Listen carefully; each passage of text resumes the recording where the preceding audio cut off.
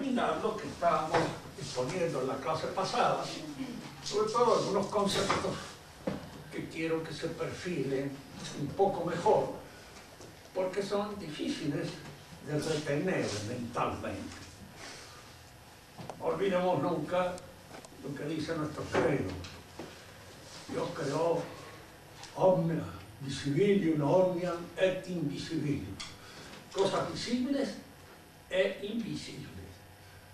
Indudablemente lo invisible aquí está visto aquello que no es, lo que no se puede ver porque es demasiado chiquito, sino lo que no es visible de ninguna manera, porque pertenece al orden de las realidades inteligibles, que la inteligencia capta a través de lo que ve, pero siempre apoyándose en lo que ve.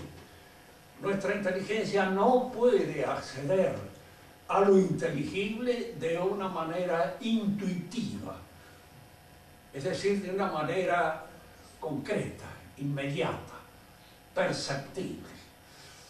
La palabra intuición quiere decir eso, percibir una realidad, verla. Intuyo esta realidad cuando la estoy viendo, la estoy observando. Ahora la intuición puede ir más allá de lo que podemos considerar apariencias sensibles de las cosas para penetrar en un orden inteligible que sucede en cuanto uno analiza con mayor sutileza los elementos que constituyen la realidad, que es el verdadero, el auténtico orden, el orden cabal. Y de alguna manera esto aparece cuando nosotros examinamos en los entes físicos, en los entes reales, la composición de sustancia y accidente. Aquí es donde aparecen estos dos coprincipios. Recuerden siempre estas divisiones que nosotros percibimos en la entidad: esencia y ser, sustancia y accidente, posteriormente materia y forma. Son coprincipios. Al decir que son coprincipios queremos decir no son cosas, no son realidades separables. Son separables solo mentalmente, pero en la realidad constituyen una sola cosa. Todo ente físico está compuesto de sustancia y accidente. Y aquí es donde nosotros tenemos que sutilizar un poco el análisis para percibir el carácter metafísico que tiene la sustancia. Al decir metafísico quiere decir no es una cosa, es algo que está más allá de la pura visibilidad de las cosas. Es algo que percibe nuestra inteligencia como sosteniendo las cosas que son visibles. En todo ente físico hay una realidad perceptible. Eso que llamamos accidentes. El color, el espesor, el volumen, los ruidos que puede hacer, los colores que nos distinguen, todas esas cosas que percibimos en una realidad, en el fondo son manifestaciones de algo que está oculto detrás de ello. Y este algo que está oculto detrás de ello, que sostiene a esa realidad, más que les da un nombre, porque ese color tuyo es tuyo. Es una manifestación accidental, pero que tiene nombre y apellido, es tuya. Y ese tú que yo señalo acá con este pronombre, tú, ¿qué es? Es lo que está detrás de todo eso. Y al mismo tiempo lo que sostiene a todas esas realidades visibles. Fíjate que todas esas realidades visibles, color, volumen, pueden cambiar en el transcurso del tiempo. Pueden modificarse por el crecimiento, por una enfermedad, por un accidente, por lo que fuere. Pero aquel que lo sostiene, lo que está detrás de ello sosteniéndolo, aquello que en alguna medida emerge a través de todas esas realidades y sugiere su presencia al conocimiento, todo eso, diríamos, es el mismo sujeto, es el mismo que está. Por eso les decía, de 20 años a esta parte, pues muchos de ustedes han pasado de no ser casi nada a ser lo que son.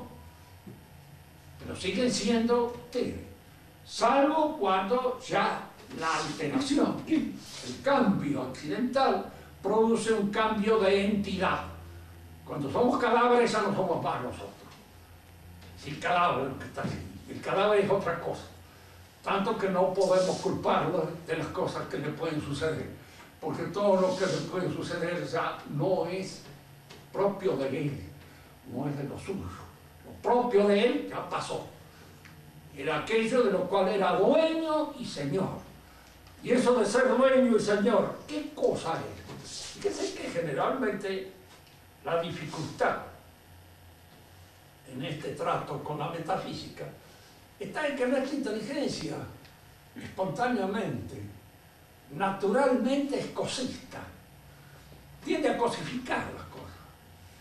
Y precisamente porque tiende a cosificarlas naturalmente y espontáneamente, es por lo cual a veces la metafísica, en el transcurso del tiempo, en el curso de los siglos, se pierde y se convierte en un saber que ya la ciencia rechaza porque no lo cosifica. Yo he leído en un escritor tan profundo, tan de buena capacidad intelectual para la metafísica como es Barzón, él no puede entender lo que es la sustancia. ¿Por qué no puede entenderla? ¿Por una cierta incapacidad física? No, porque espontánea y naturalmente recurre a una cosificación. Y él entonces dice, la sustancia es una noción parásita porque no hay nada que pueda sostenerlo. Y de ahí pasan a que es una noción parásita el yo también. Y nosotros nos encontramos con una psicología de una pura, diríamos así, sucesión fenoménica del yo. Y ese yo que pone la firma al pie, ese yo que somos cada uno de nosotros y que es en alguna manera culpable de la cara que tenemos, sobre todo cuando se llega a cierta edad. Todavía cuando uno es muy joven no es del todo culpable de su gesto, pero cuando uno llega viejo, sí, ya la cara que tiene lo está delatando de alguna manera, es la suya. Porque todo el transcurso del tiempo, la personalidad ha ido reflejándose en la cara. Ha ido de alguna manera poniendo en el rostro, poniendo en los gestos, aquellas cosas que constituyen sus hábitos constantes. Hay cara de dragones, hay cara de envidiosos, hay cara de manchines, hay caras, en fin, cada uno tiene la suya. Siempre decíamos con un amigo mío, en general los latinos revelan de una manera más evidente lo que son. La gente del norte no. Y uno a veces se confunde porque ve esos rostros tan rosaditos, tan lindos, y a veces ocultan la cara, ¿no? Que Dios me libre. En cambio, la cara de desgraciado que tiene un latino se les pasa enseguida. No la puede vender. Ya decía Talleyrand que era un gran observador de hombres una vez que observaba a un diplomático austríaco que tenía una cara de imbécil que volteaba. Dice la fortuna que hubiera hecho yo con esa cara. Desgraciadamente tenía una cara de sinvergüenza. Había sido obispo y de todo. Un obispo fue el que hizo los obispos, diríamos así, juramentados de la Revolución Francesa, de manera que fue un obispo apóstata. Luego se casó. La mujer lo dejó en cierta oportunidad, con lo cual debe haber hecho muy bien.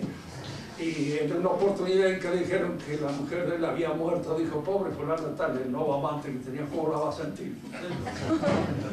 Él estaba por encima del bien y del mal, pero era dueño de la cara que tenía. Y uno no tiene nada más que observar los buenos retratos que acerca de él hay, para darse cuenta que detrás de esa fisonomía se ocultaba un individuo que indudablemente las tenía. y de alguna manera tuvo que pagar el delito de haber transportado esa cara durante tanto tiempo como la transportó. Le diré que murió relativamente bien porque se arregló con la iglesia. Hasta el último momento, diríamos, discutió todas las cláusulas de la regla con una minuciosidad de rábula digna de otra situación, pero lo cual indicaba hasta cierto punto la capacidad que tenía, diríamos así, para discriminar en esos asuntos. La sustancia entonces es esto, es algo espiritual. Dice la escolástica que es potencia próxima de acto. Analicemos un poco esto antes de pasar a otra cosa. Lo que está en potencia, por supuesto, es solo percibido por la inteligencia. La capacidad que cada uno de nosotros pueda tener para realizar tal o cual cosa, tal o cual operación, tal o cual transformación es una actitud que puede reflejarse en sus actos, que puede de alguna manera advertirse en su comportamiento, pero no es perceptible así como es perceptible este libro que está en acto. Lo que está en acto, sí, es lo perceptible. Eso que cada uno de nosotros es ahora es lo que tiene en acto. Y lo que tiene en potencia son todas aquellas disponibilidades, virtualidades que pueden de alguna manera educirse de esa realidad y que algún día pueden aparecer o emerger o desaparecer o corromperse o lo que pueda. Pero el acto siempre es algo constatable. Nosotros lo que constatamos al observar un ente físico, un hombre, son sus accidentes. Su color, su tamaño, su espesor, todas aquellas cosas que pueden ser medibles y que constituyen lo que llamamos accidentes del cuerpo. Y los accidentes del espíritu, su inteligencia, su sagacidad, su capacidad de advertir ciertas cosas, de verlas, de observarlas, todos esos son accidentes. Pero la sustancia no es perceptible de la misma manera que son los accidentes. Al color lo veo, el volumen lo aprecio, lo mido, etc. Pero la sustancia no, escapa a todas estas percepciones de tipo sensible, pero es lo que sostiene a todos esos accidentes. Y es lo que le da a todos esos accidentes el nombre y apellido que esos accidentes tienen cuando se trata de un hombre. Y siempre tomamos como ejemplo al hombre porque es el más accesible para todos nosotros y el que podemos observar. De manera que la sustancia, si a uno le preguntan qué es, y en esa pregunta va implícita, va envuelta la posibilidad de señalar una cosa, una realidad codificada, no es una cosa. Por eso se dice que es potencia, en la medida en que no aparece actualmente, sino a través de los accidentes. Pero es potencia próxima de acto, porque todos esos accidentes que nosotros observamos como constituyentes de esta realidad personal están sostenidos por esa persona, están sostenidos por él. Es él el que la sostiene, por eso son accidentes de él. Digamos, a veces, refiriéndonos a los ejemplos, cuando queremos describir a una persona que otro no conoce y queremos manifestar, darle a conocer, nos encontramos con la imposibilidad muchas veces de serlo. Es rubio, es alto, pero claro, lo es de una manera particular, lo es de una manera singular.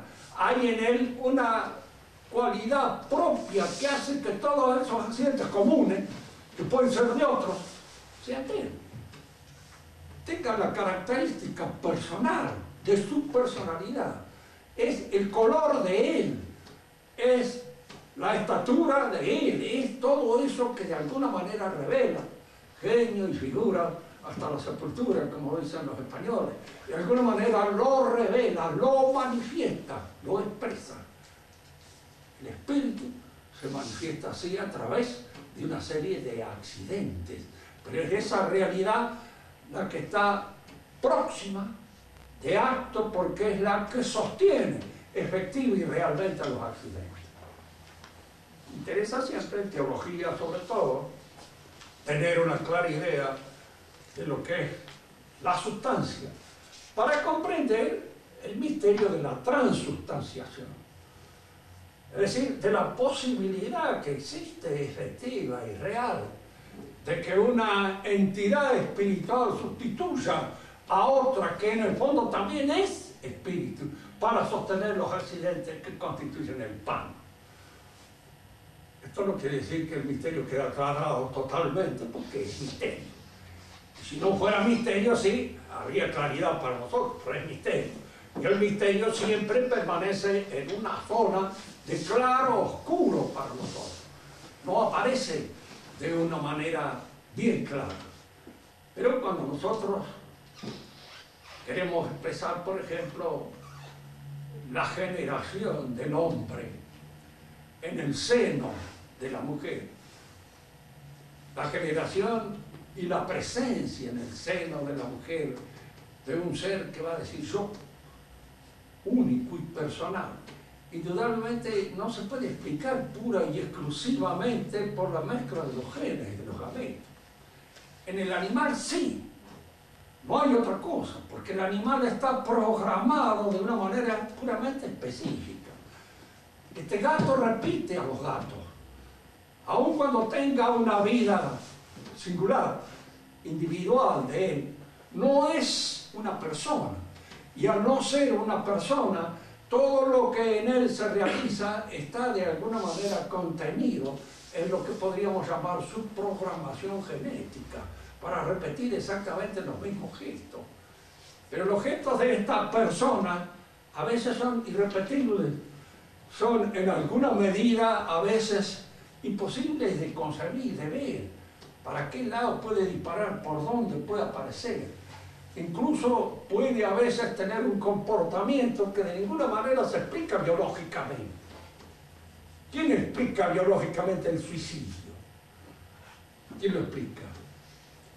Y hay una actitud frente a la realidad que pueda llevar a esa situación a un hombre. Entonces es donde este hombre, en función de su libertad, se pone, diríamos, por encima de la administración de su propia realidad y se mata, concluye con su vida.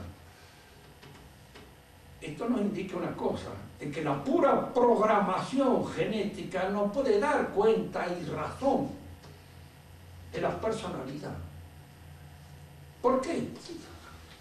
Hay también acá cuestiones metafísicas. Es indudable que un médico cabalmente tal, que creen en la ciencia bien acabada, terminada, dirá, no, eso es un embrollo puramente bueno. Todo está aplicado genéticamente, entonces nosotros nos encontramos con él. Y aquí hay dos elementos químicos, aun cuando esta materia química pertenezca a la materia viva, biológica, de la contemplación de estos dos sale de repente algo, esto, que no está, no está allí. ¿Por qué no está allí? Dijimos que Aristóteles creía que indudablemente en el gameto masculino estaba la espiritualidad, la inteligencia y la voluntad. Indudablemente es una noción biológica un poco, incluso absurda, cuando se tiene en cuenta la cantidad de gametos que desaparecen en nada, y que de ninguna manera llegan a la realización del hombre. Pero él lo creía, y como de alguna manera, como buen griego era medio machista, en alguna forma creía que era en el gameto masculino en donde se encontraba esto. No veía la posibilidad de una intervención divina. ¿Por qué los cristianos ven la posibilidad de una intervención divina? Porque no se puede explicar que de acá, de lo puramente biológico, salga algo que exceda lo biológico, que esté por encima, que domine lo biológico, que esté por encima de él, porque entonces hay que admitir la generación espontánea de una X que brota, ¡pum!, como por ensargo, de una realidad que de ninguna manera la supone, y que no la contiene, y que no está en ella. Estoy haciendo este razonamiento simplemente para indicar este tipo de razonamiento metafísico. Son esto. Es lo que nos lleva a nosotros a pensar de que aquí hay algo. Y la intervención misteriosa de Dios en la generación del hombre.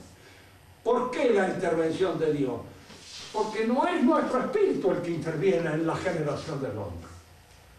Nosotros somos agentes y somos vehículos de un movimiento espontáneo y natural, del cual a veces ni siquiera somos dueños. Y lo que surge de allí es algo que nosotros no preveíamos, porque a nuestros hijos no los preveíamos.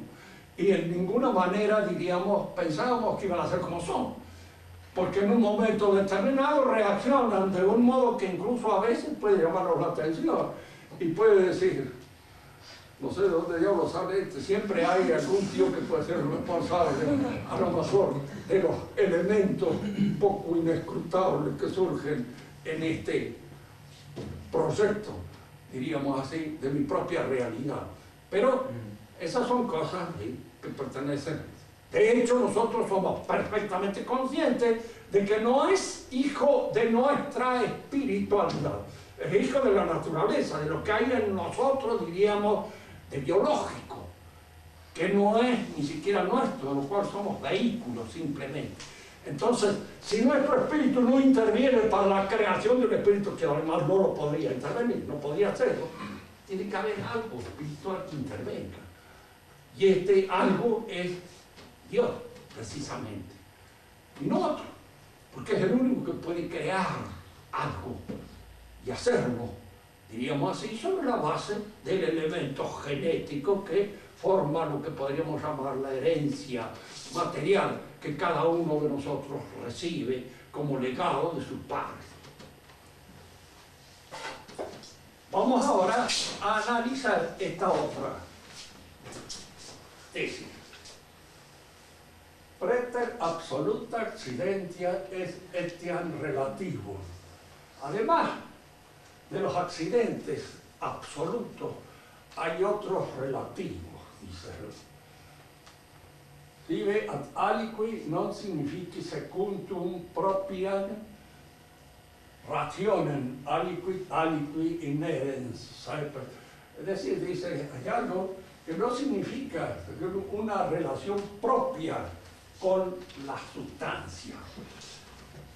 Tomemos ejemplos para que la cosa quede más clara. Hay accidentes que están referidos propiamente hablando a la sustancia. El color, la estatura, el tono de la voz de cada uno de nosotros, su estilo, su modalidad, sus gestos. Todas aquellas cosas son absolutamente accidentes de esta sustancia, que pertenecen a ella. Pero, por ejemplo, la distancia que hay en este momento entre él y yo no es un accidente que nos corresponde propio a nuestra sustancia. Es un accidente que adviene circunstancialmente. Por eso es una relación. Y entra en el terreno amplísimo de esas cosas que se llaman relaciones. Fíjense que hay relaciones que son absolutas en la sustancia. Entre el padre y el hijo hay una relación casi absoluta, que está ligada a la sustancia misma. La relación nuestra con Dios de criaturaidad es una relación propia, absoluta de nuestra sustancia. Pero la distancia que tenemos con respecto a otros, aquellas cosas que surgen como elementos arbitrarios de los usos, de las costumbres, etcétera, etcétera, no están ligados absolutamente a nuestra sustancia, sino de una manera puramente circunstancial. Es circunstancial en que nos encontremos nosotros ahora todos aquí reunidos, con una distancia entre cada uno de nosotros que también es circunstancial y arbitrario. Puede modificarse, puede cambiarse, sin que se altere en absoluto nuestra realidad sustancial. Pero hay otras relaciones que sí, que pertenecen propiamente a nuestra sustancia, que son propias de ella, que en alguna manera están ligados a su esencia, su forma, sus cosas. Y estas relaciones son relaciones absolutas de la sustancia y no puramente accidentes que pueden ocurrir y ocurren como cosas externas a la sustancia. Esto es fácil de entender. Primero que el mundo de las relaciones es un mundo amplísimo, porque es el mundo que forma parte de una serie de cosas arbitrarias que arbitramos nosotros.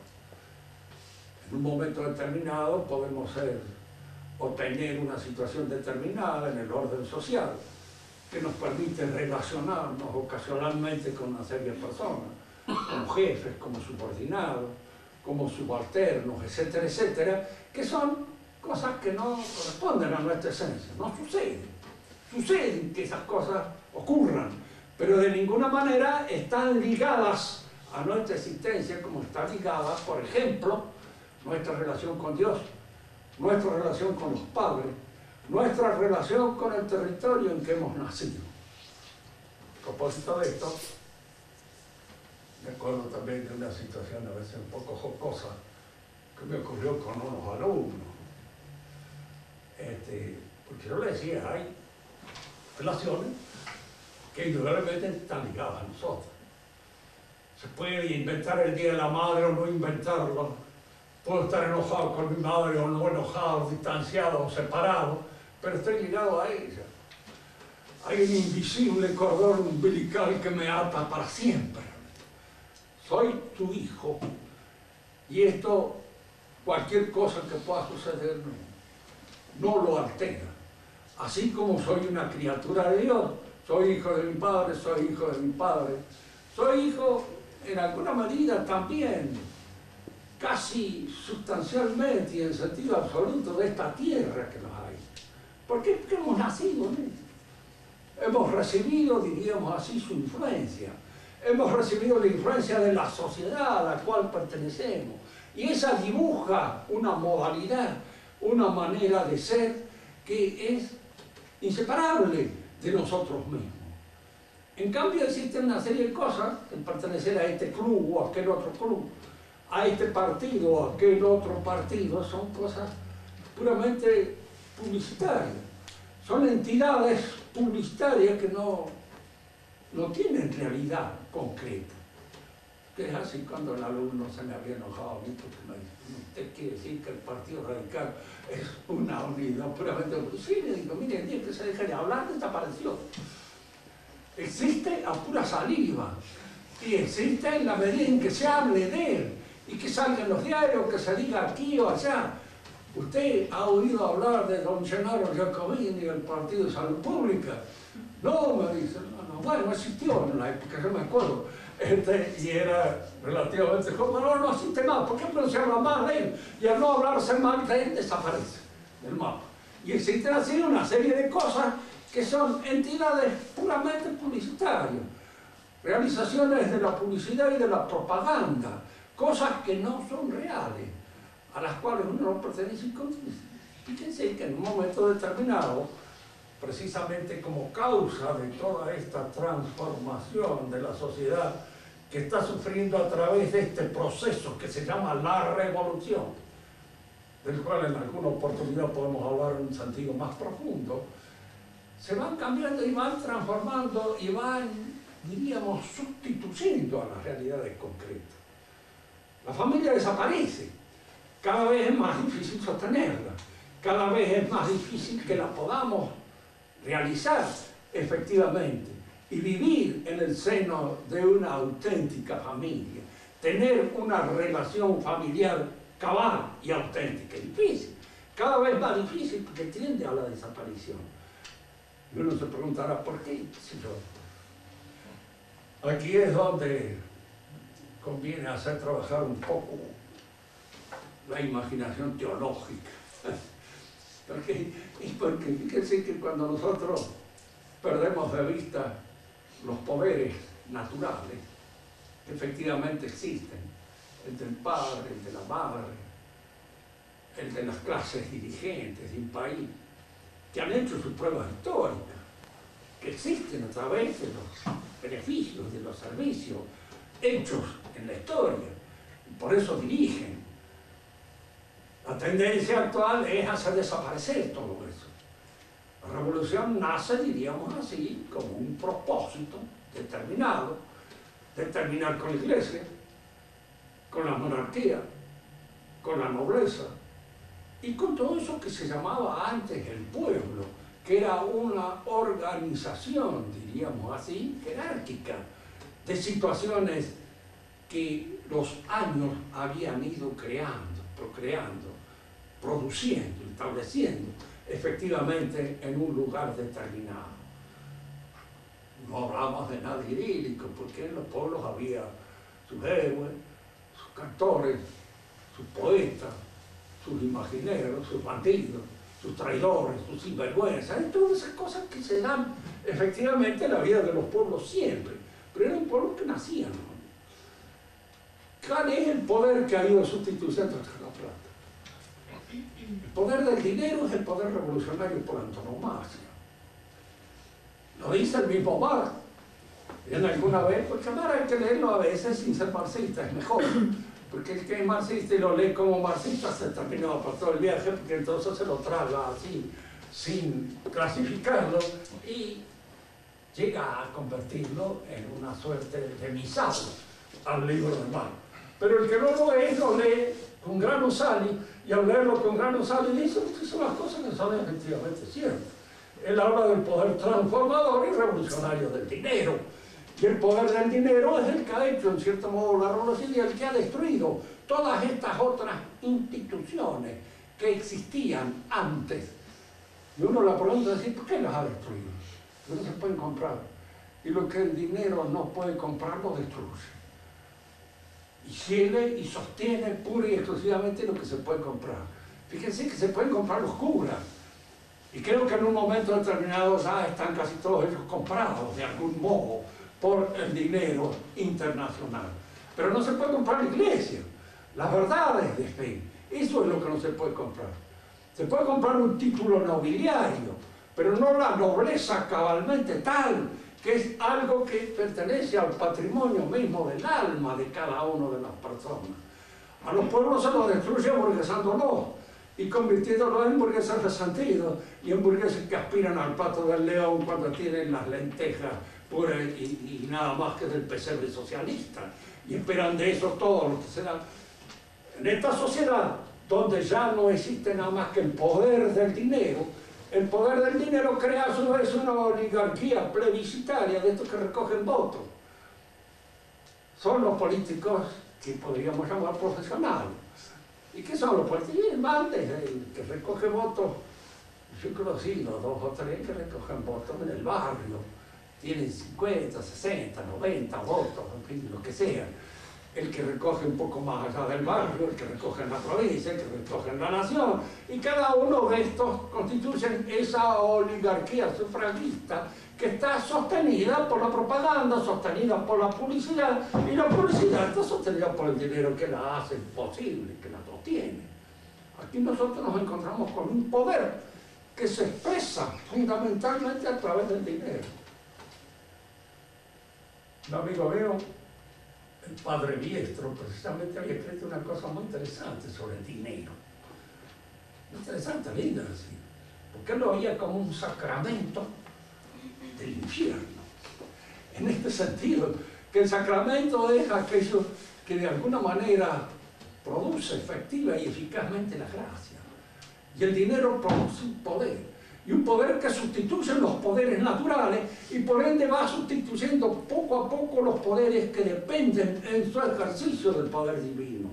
Y lo sustituye el poder del infierno, que gobierna. Nosotros en eso estamos de acuerdo, precisamente con el mismo Marx, en el sentido de decir, la gran revolución nace de la finanza, pero Marx no ve que ahí quedan. Y no va más allá, porque de alguna manera son ellas y sigue siendo este poder el que de algún modo se suma y reemplaza a todos los poderes que son naturales y que dependen, diríamos, como accidentes de la realidad humana. Digamos una cosa más sobre esto. La sociedad es un accidente. accidente propio del hombre. ¿Qué entendemos por accidente propio para distinguirlo del accidente común? Accidente propio es aquel que está exigido por el desenvolvimiento, el desarrollo de la naturaleza humana. La razón humana es una razón dialógica. ¿Qué queremos decir con dialógica? Que no se desarrolla sola, en sí misma. Logra su desarrollo cuando se inserta en un orden social. La familia, los padres, la madre, luego todas las instituciones que de alguna manera van acrecentando el haber de sus conocimientos a través de este diálogo fecundo, permanente, constante que se realiza con los otros. Y esto se hace a través del idioma, porque es el idioma que heredamos el que en alguna manera aquel que permite el desarrollo de nuestra inteligencia. Fíjense la importancia que tiene el idioma, y la importancia que hay que darle, y la importancia que hoy no se le da con el objeto precisamente de destruirlo, y de crear este pensamiento uniforme, este pensamiento imbécil, que es el que se está creando en la sociedad actual a través de los medios de comunicación, de la televisión, a través, diríamos así, de todos estos medios de comunicación social. Antes el hombre antiguo, el único elemento que tenía a veces al salir era en la parroquia el párroco, que hablaba cosas que podían ser ingenuas, que podían ser unas homilías que no pasaban de una cierta mediocridad, pero decía la palabra de Dios. Y de alguna manera la mayor parte de la gente se, diríamos, aceptaba el influjo de esta palabra, que como ya hemos dicho, es Dios mismo.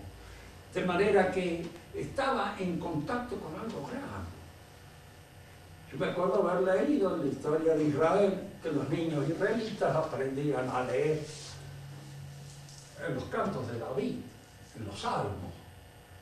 Nosotros aprendemos a leer en libros que están escritos para monos apenas más o menos un poco avanzados, con el temor de que el chico no vaya a entrar de entrada, diríamos así, en lo que es más profundo y más completo de su raza. Los griegos aprendían en la Ilíada y en la Odisea, ahí aprendían a leer. Y los judíos en la Biblia, es decir, los israelitas.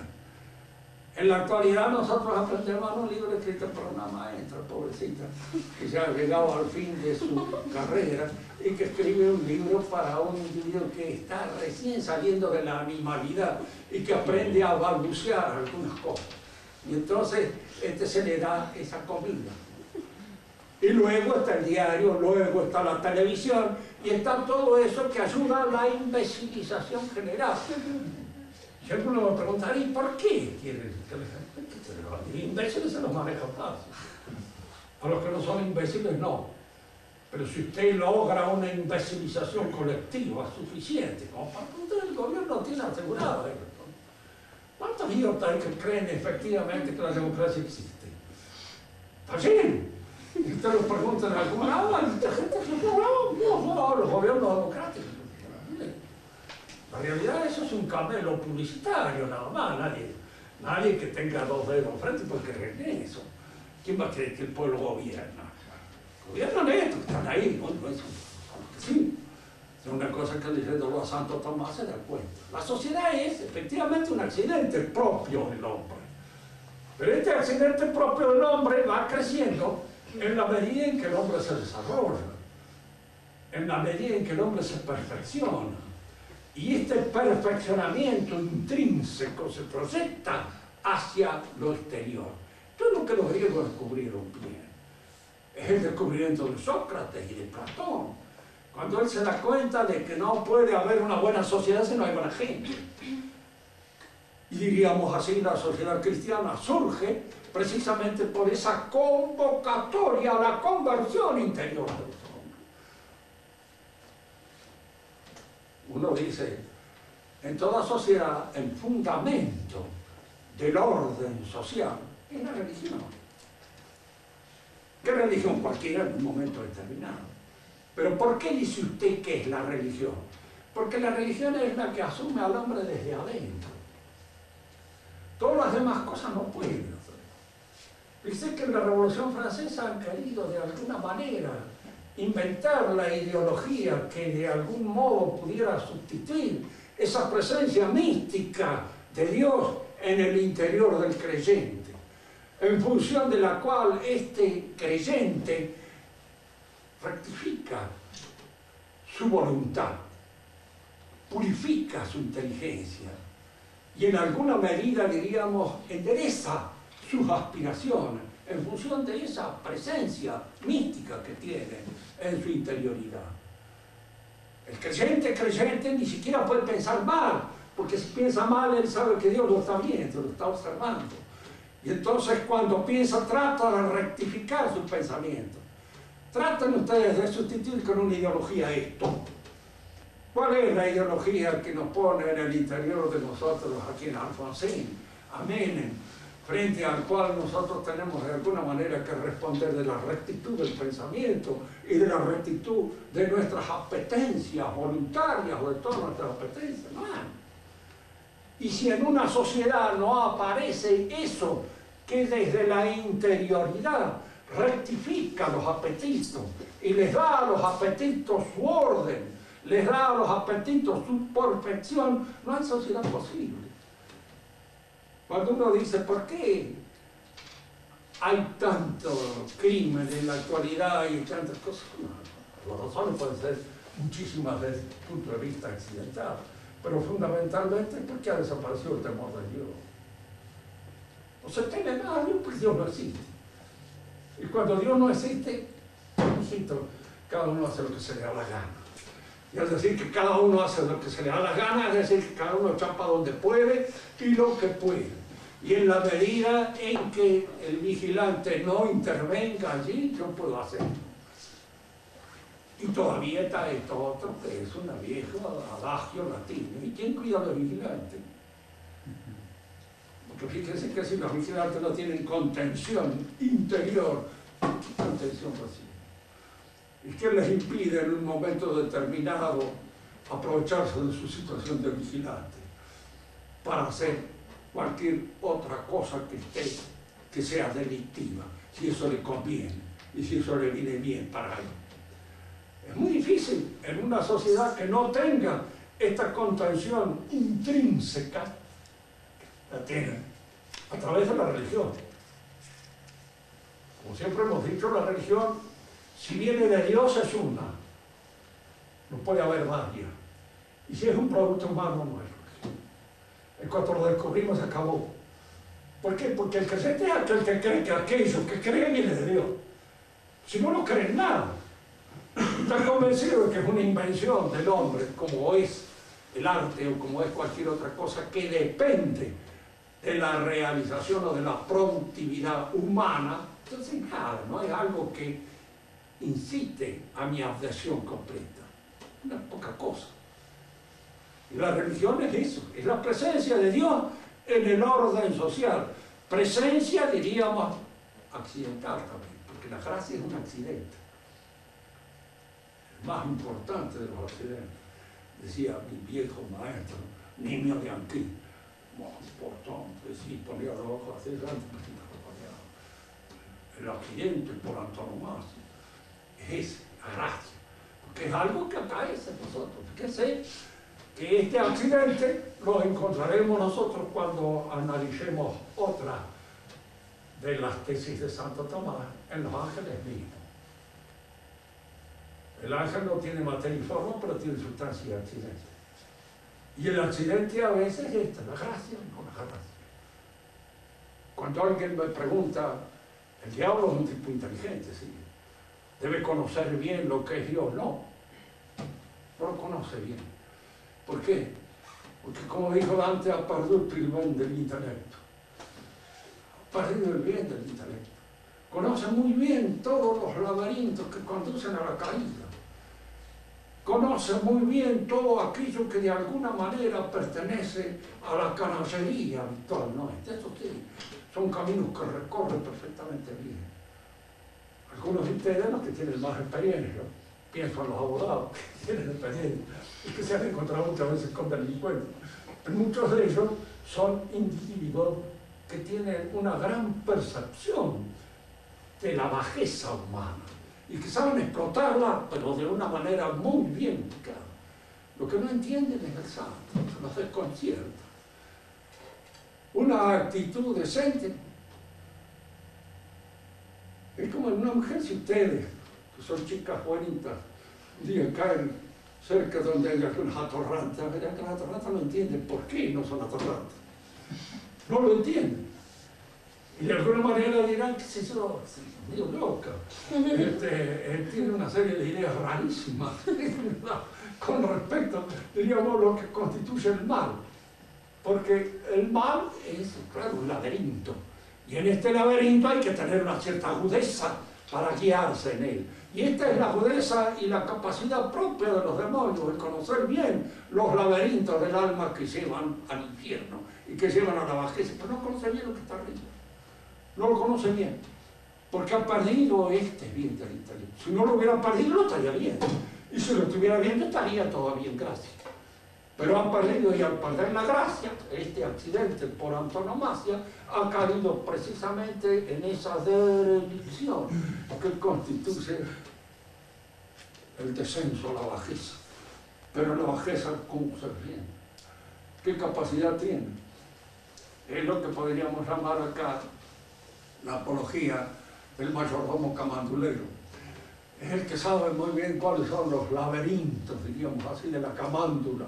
Por así decirlo. Bueno, eso que estos tienen para la camándula debemos nosotros tenerlos para las cosas que llevan hacia arriba. ¿Quieren hacer alguna pregunta?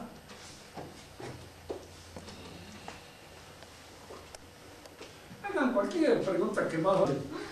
La sustancia no es lo mismo que el alma. ¿La qué? La sustancia, ¿no es lo mismo que el alma? Bueno, algo hay, pero no es exactamente lo mismo. El alma es la forma del hombre. Y la sustancia es algo que sostiene todos los accidentes del hombre. Aquellos que pertenecen al alma y aquellos que pertenecen al cuerpo. Por ejemplo, el color de tu cabello no tiene nada que ver con tu alma, o muy poco. Pero tiene algo que ver, diríamos, con tu herencia genética y con lo que es corporal tuyo. Y entonces, eso está sostenido por la sustancia. No es esencialmente por el alma. Ahora, el alma está en la sustancia, por supuesto. Es un elemento constitutivo de la sustancialidad. Pero no es lo mismo, no es exactamente lo mismo. Ya cuando hablemos de materia y forma, vamos a referirnos precisamente al alma como forma. Son distinciones, diríamos, sutiles, pero que hay que acostumbrarse a hacerlas. Y las acciones aparecen esto. Hay accidentes que no son del alma, que son del cuerpo, pero son accidentes que están retenidos por la sustancia. Si el orden político es un accidente, una relación, ¿no es cierto? Sí. Así absoluta. ¿Puede haber una sociedad laica completamente? Una sociedad laica. Laica. Diríamos así, absolutamente laica no existe. No existe porque generalmente se tiende a divinizar ciertas cosas. Por ejemplo, la sociedad actual tiene un concepto religioso de lo que es la democracia. No es una sustitución de la religión, de lo que es el Estado. Porque en el fondo le parece que tanto que si puedo hablar con una persona, si usted no es democrático, es como si dijera usted no es bueno, no es una buena persona, es un mal bicho. Y un individuo, diríamos así, que casi tiende a ser un degenerado. Y le dirán nazi en un momento determinado también, porque ese es el último objetivo que se ha descubierto, que es el más librante de todos. Hay, diríamos así, elementos que caen en lo que podríamos llamar la idolatría. La idolatría es un sustituto de la religión.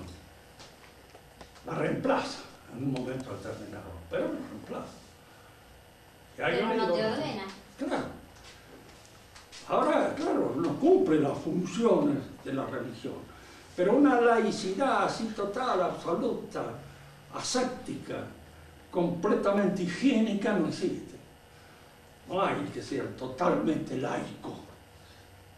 Porque por ahí su corazoncito, por ahí late por algún lado en alguna cosa a la que le da una importancia que es mucho más de la que puede tener. Fíjense, hay valores, ¿verdad? Valores científicos, valores artísticos, valores, diríamos así, políticos, valores económicos. Ninguno de estos valores se puede constituir en fin de la vida humana.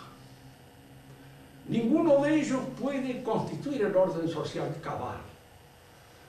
Supónganse, por ejemplo, que siguiendo la moda marxista, convirtamos lo económico en la última instancia y que hagamos todo de conformidad con criterios económicos.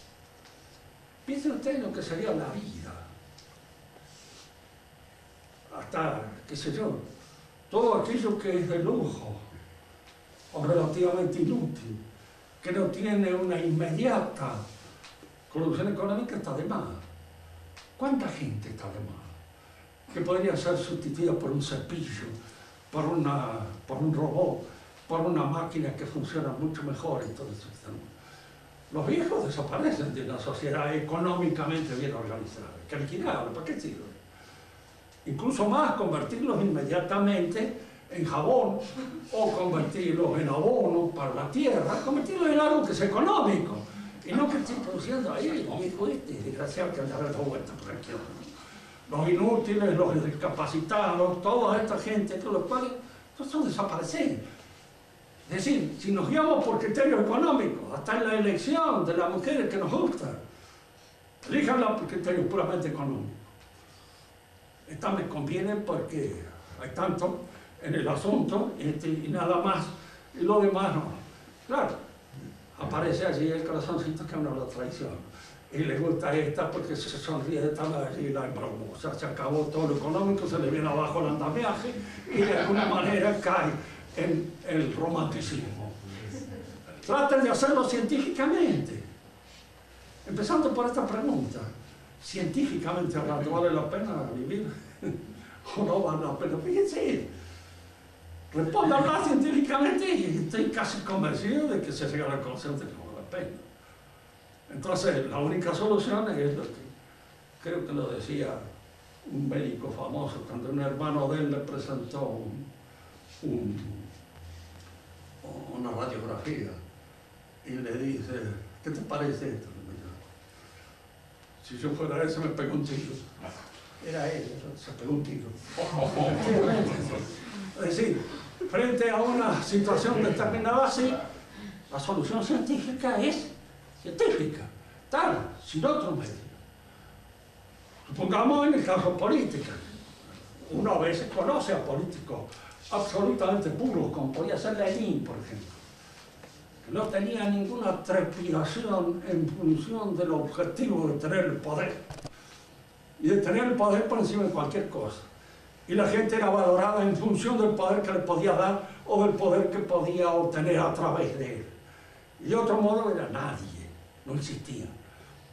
No hay forma de ordenar la sociedad si en el fondo el hombre no acepta la existencia de algo que le permita utilizar todas estas cosas en sus relativos medios. Aunque esté mal, pero es el sustituto de la religión. Sin religión no hay sociedad, no hay. La sociedad va a su declinación y a su disociación, su terminación completa. Bueno, tener hijos, vos tenés alguno. Hay que tenerlo. ¿Para qué sirve tenerlo? ¿Qué gana además de dolores de cabeza y otras cosas más? ¿Qué otra cosa más? Calcularlo desde el punto de mira científico, desde el punto de mira puramente económico, desde el punto de vista del poder, no son nada más que lastres. Y la tendencia actual de la sociedad precisamente es a eliminar todas esas responsabilidades. El hombre con más facilidad todavía, porque al fin de cuentas, la mujer significa un buen rato. Y luego, si te he visto, no me acuerdo. Porque ¿por qué hacerte responsable de todo lo que pueda suceder? Se las arregle ella, hombre, que se vaya a tirar, no ve con el cuento. Un chico tiene relaciones con una chica, después queda embarazada la chica, entonces le preguntan, bueno, y él dice, bueno, ¿qué? Dice, ¿para qué diablos se quedó embarazada? ¿Quién era la que tenía la posibilidad? Ella. Bueno, muy bien, que se brome. Todas estas formas de pensar son personas de pensar que destruyen un orden. No existe ninguna posibilidad de ordenar la sociedad en función de ningún valor que no sean los valores religiosos. ¿Y aquello para qué? Efectivamente, lo económico sirve, pero es un medio. Lo político sirve, pero es un medio. El arte sirve, pero es un medio. Y todos estos son elementos medios ¿para qué? La sociedad basada solamente en el derecho natural. ¿Cómo? La sociedad basada solamente en el derecho natural, pero desde un ateísmo. O sea, pero podría existir. No, lo que pasa es esto, ¿no es cierto? El derecho natural mismo implica, de entrada, una noción de naturaleza, una idea de naturaleza. Y para poder analizar o examinar bien, con claridad, diríamos, los elementos que pueden constituir el derecho natural, hay que empezar por definir bien qué es la naturaleza, ¿no? Y qué es lo que constituye su naturaleza. Fíjese que esta es una cosa que nosotros a veces nos creemos que estamos de acuerdo, no es así. Hay hombres que creen que lo natural en el hombre es comer como un animal, por ejemplo. Esto es natural, se siente, chao, punto, hasta luego. Natural es tener relaciones con una muchacha como se puede quitar. Natural. ¿Quién dice que no es natural? Pero en el hombre, ¿cuál es la noción de naturaleza? ¿Qué es lo natural en el hombre? Yo haría una pregunta. ¿Estar desnudo o estar vestido? Y uno le dirá, ¿usted está desnudo? No. ¿Por qué se viste? ¿De dónde nace la exigencia? Esa exigencia de la ropa. Esa necesidad de descubrir lo que en él traduce lo espiritual. El rostro, las manos. Y descubrir lo que pertenece a su intimidad. ¿De dónde surge esa necesidad? De su naturaleza espiritual, que también es naturaleza y es espíritu. ¿Por qué el hombre no come así pura y simplemente con un acto, diríamos, fisiológico de llenar la panza y chao? ¿Por qué no hace el amor así de la misma manera? Porque todas esas cosas exigen una serie de elementos espirituales que nacen de la naturaleza espiritual del hombre, de su naturaleza social, espiritual y religiosa. Y ahí nace. Y entonces eso es natural. Entonces, lógicamente, cuando nosotros examinamos la noción de naturaleza, diríamos, en una perspectiva más completa, más honda, más cabal, el derecho que se deduce de esa naturaleza tiene que tomar, diríamos, su forma y su acuerdo con las exigencias de esa naturaleza. Por eso, incluso cuando se habla del derecho natural, no es que estemos de acuerdo todos, pues va a depender de la idea de naturaleza en cada uno se habla. Y la idea de naturaleza se ha derrumbado, como se han derrumbado todas las ideas fundamentales del mundo, diríamos, que había forjado el cristianismo. Pero, Rubén... Pues otra vez me habías hecho esa pregunta, ¿no es cierto? Cómo las palabras se cambian. Y las palabras cambian, el idioma se echa a perder, en función de las preferencias valorativas de la época en que te toca vivir. Vivimos una época impregnada de economicismo, dirigida por lo económico, casi fundamentalmente. Siempre hay defensa frente a esto, pero esencialmente, desde el punto de vista del conglomerado social, lo económico es lo fundamental. Y entonces el lenguaje también va, de alguna manera, cediendo a esta instigación de lo económico, que lo deforma, lo destruye en todo aquello que el lenguaje tiene, diríamos, de perfectivo y ascensionar hacia Dios.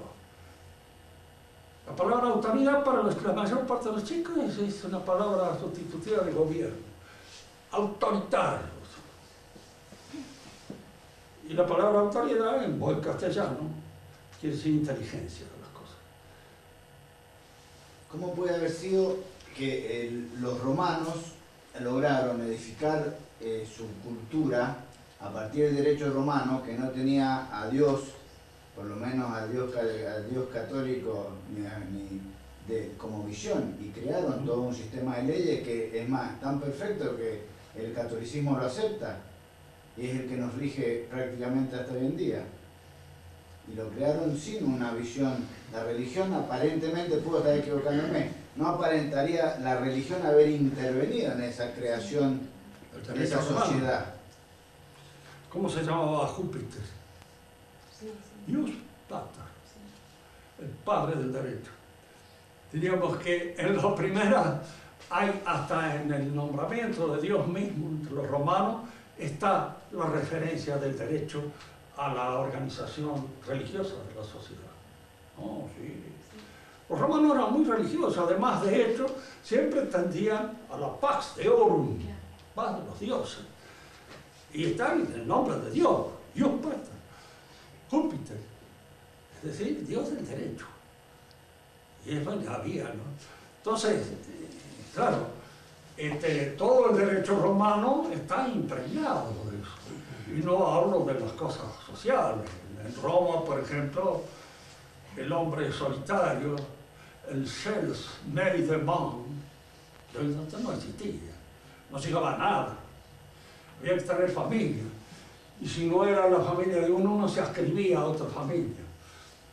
Tanto que llegaron a hacer cosas graciosas, porque durante un tiempo las familias viejas, patricias, eran las que comandaban Roma, pero posteriormente los plebeyos ganaron posiciones y adquirieron más dinero. Entonces un aristócrata que quería hacer carrera en la política se hacía plebeyo, como Julio César.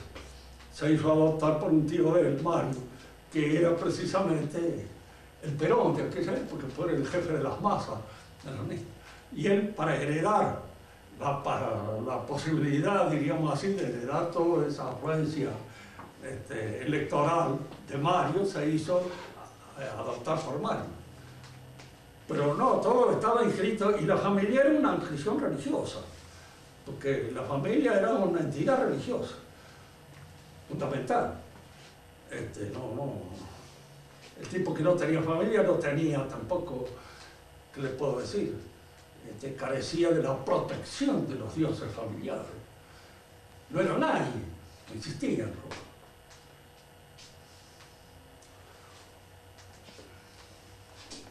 Precisamente cuando se habla del padre de Ulises, que tenía una esclava muy linda, dice. Y había muerto la señora, pero por respecto al recuerdo de la señora nunca tuvo relaciones con su esclava. Es una delicadeza que uno se admira. Pero que los paganos tuvieran esto, ¿sí? Pues que sí. Ahí lo dice. Tanto que a mí me llamaba la atención cuando leía estas cosas y decía, la pucha, digo, parece que hay delicadezas que existían antes del cristianismo mismo, y estaban adscritas, diríamos, a las costumbres y a la moralidad de cierta gente. Se daba.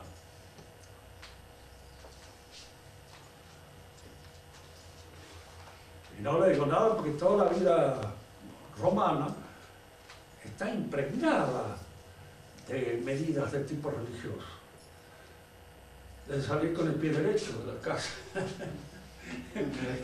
Todo. No había, en la organización de la vida privada incluso no había nada. Había que salir con el pie derecho, porque salía con el izquierdo, podía, ¿no? Y había cosas, actitudes supersticiosas, pero que indicaban esa suprema vigilancia que tenían los dioses sobre todos los actos del hombre. No lo lograban. Y hay cosas que no se podían hacer, porque los dioses lo prohibían. ¿No? Está todo impregnado eso. Una sociedad laica es moderna relativamente, y como ideal más que nada, se está apuntando a ese ideal, y sí vamos. Así vamos. Bueno.